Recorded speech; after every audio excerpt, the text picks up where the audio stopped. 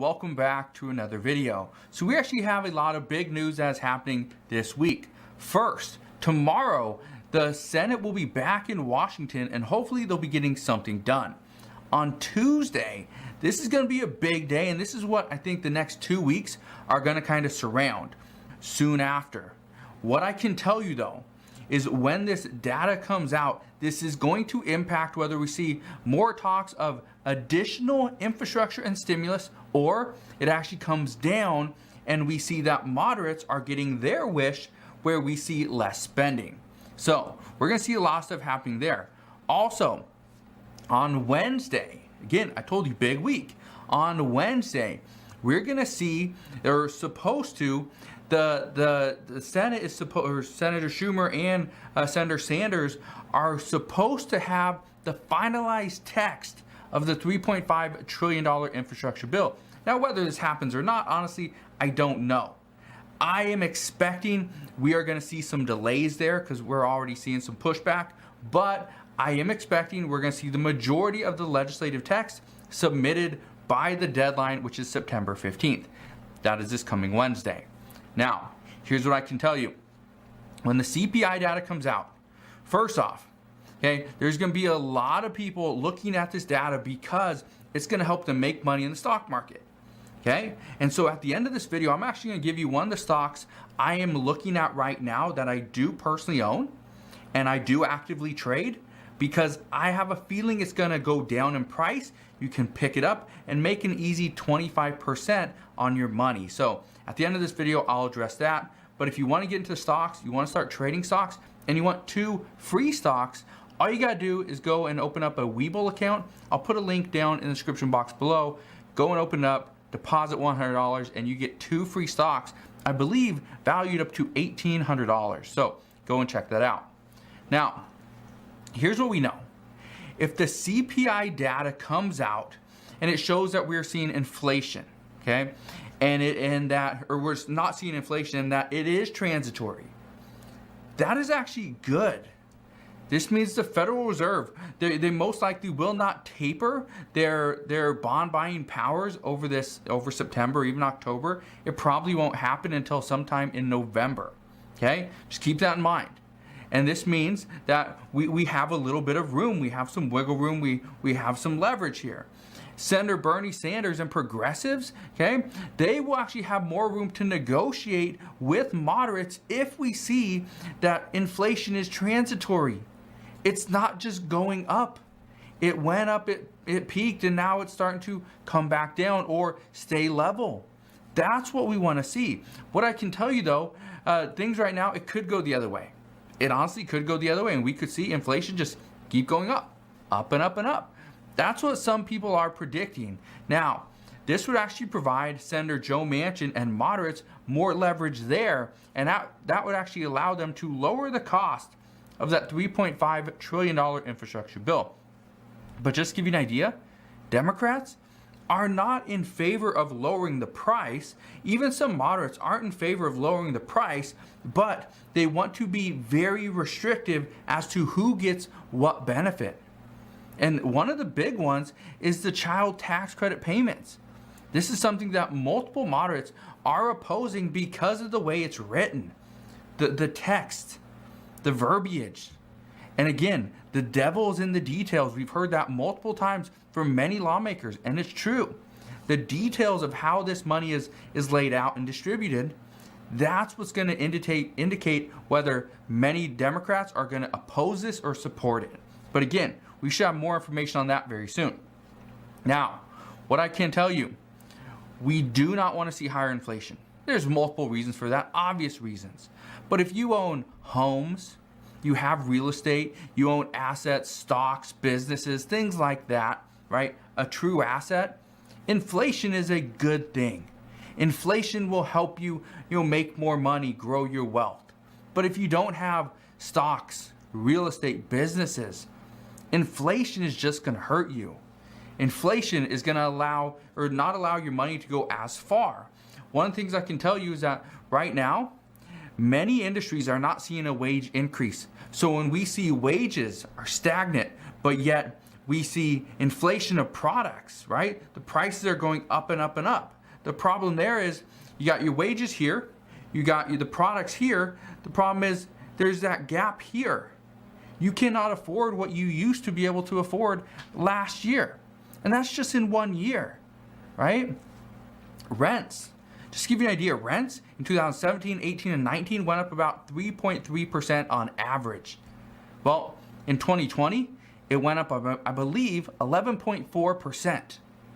And in 2021, we're going to see it go up again. In 2022, experts are saying it will go up most likely close to 10%. So if you are a renter, you are going to get screwed. Okay, you are going to get screwed. But this is where some other stuff comes into play. Let me bring this to your attention. Okay. Again, there's a lot of bad news going out there right now. Again, and I hate to be the bearer of bad news, but I told you guys from the very beginning that I'm here to just provide the facts and the updates of what we are currently seeing. And this is what we're seeing.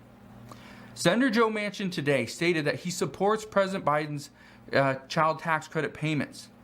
But he wants other lawmakers to understand that by providing money to people that don't want to provide for themselves, that don't want to get better at their career or job or skills, it's not the right way to go. He says, and I quote, "You want to help the children and the parents that are basically providing for those children. There's no work requirements whatsoever. There's no education requirements whatsoever for better skill sets. Don't you think if we're going to help the children, that the people should make some effort?" So he's pretty much saying, if we are going to help the children, shouldn't the parents be making an effort to provide for those children as well? Whether it's through a better education for themselves or going to get a job. He is adamant about parents doing their part to keep their children out of poverty. Whether that means they are going to school and trying to have a better education, or they're going and getting a job and just putting money in their pocket to then put food on the table, keep a roof over their head.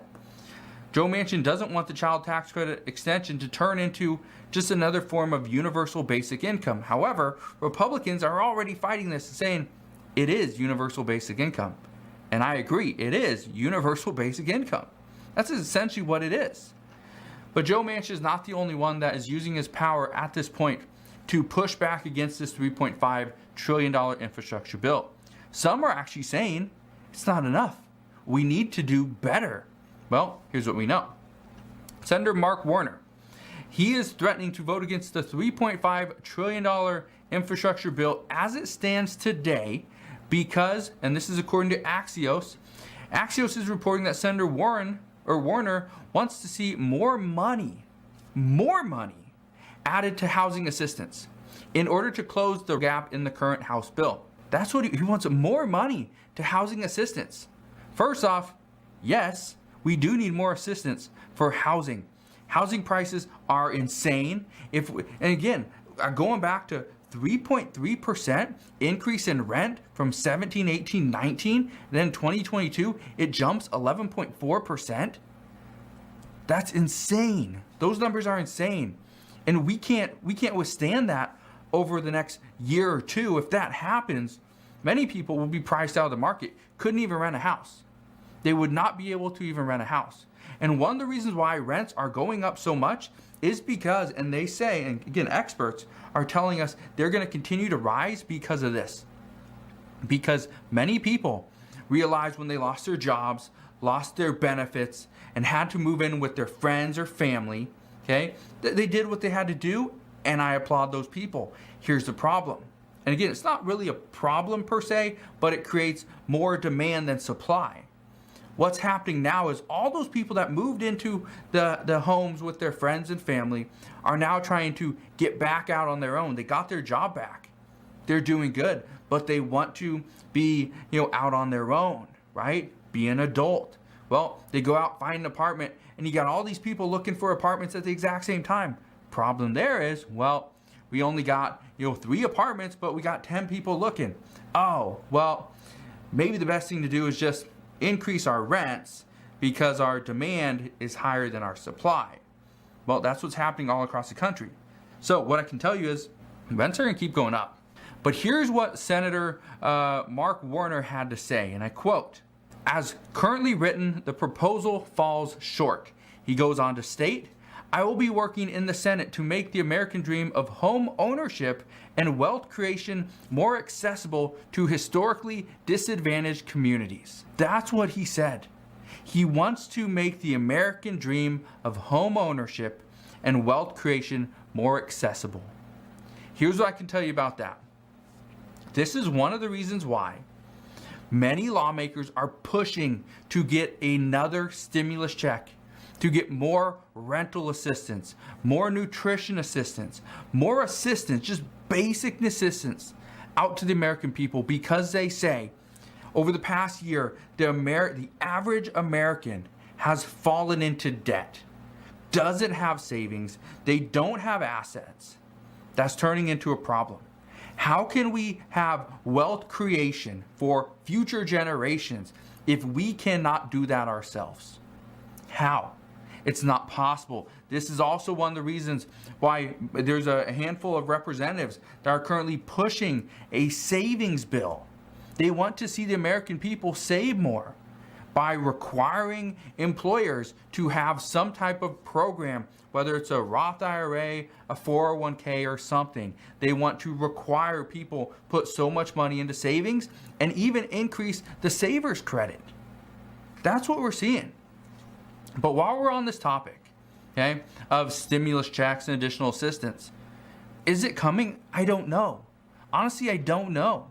I hope it does, because I know millions of Americans have fallen on hard times because of losing their job, because of being behind on rent. Many people are going to take years to get back on their feet. And so a stimulus check, according to multiple economists, is needed, and it has been needed for the past 5 months. So I don't know if one's coming, but if it does, I promise I'll be one of the first ones to tell you when it's coming, how much it's going to be for, who's going to get it, and what we're going to see because of it. Now, while we're on this topic of savings and stimulus and money, I told you guys I would tell you one of the stocks that I'm currently watching. I think right now is a great time to get into investing because of inflation. One of the problems is if you put, let's say, $100 into the bank, but yet prices keep going up. Let's say $100 used to buy you $100 worth of groceries. Well, tomorrow that $100 might only buy you $99.75 worth of groceries. I don't know if inflation is going up that much, but just to give you an idea. So the problem is, after a month, after a year, that $100 that used to buy you $100 worth of groceries, that $100 is only going to buy you, let's say, about $95 worth of groceries.